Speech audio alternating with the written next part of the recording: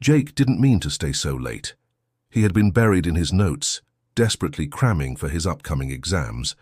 The school library, usually bustling with noise, had fallen eerily silent hours ago. When he finally glanced up from his book, he realized the place was empty. The clock on the wall read 12:03 a.m. A chill ran down his spine. The librarian was gone. The janitor had left. Even the security guard who usually did rounds was nowhere in sight. Jake hurriedly stuffed his books into his backpack and slung it over his shoulder. As he made his way toward the exit, he heard it. Footsteps. He froze. They were soft, deliberate, just behind him. Slowly he turned around. Nothing. The long aisles of books stretched before him, dark and shadowy. His heartbeat quickened. "Relax," he told himself. "It's just the building settling." He quickened his pace to the exit doors and reached for the handle. It didn't budge.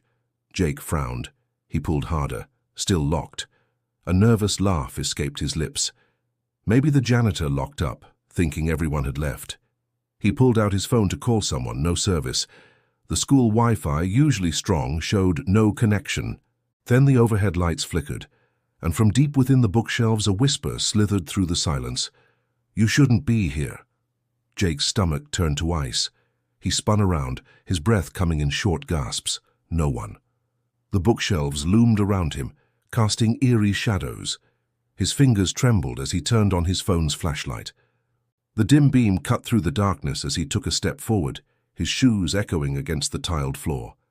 Then he saw it.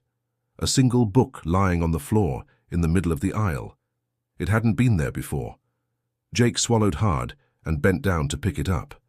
The title sent a fresh wave of chills through him. The Last Student. The cover was old and worn, the pages yellowed with age. His hands shook as he flipped it open. There were only 3 words written inside. "Look behind you." A cold breath brushed against the back of his neck. Jake whirled around. Standing just inches away was a figure, a student, but not quite. Their uniform was tattered and soaked in something dark. Their face was pale, their mouth slightly open as if gasping for breath, and their eyes, hollow, empty sockets. Jake stumbled backward, dropping the book. The figure stepped closer. A whisper rasped from its lips. "I stayed too late. Now it's your turn." The lights shut off completely. Jake's scream was swallowed by the darkness.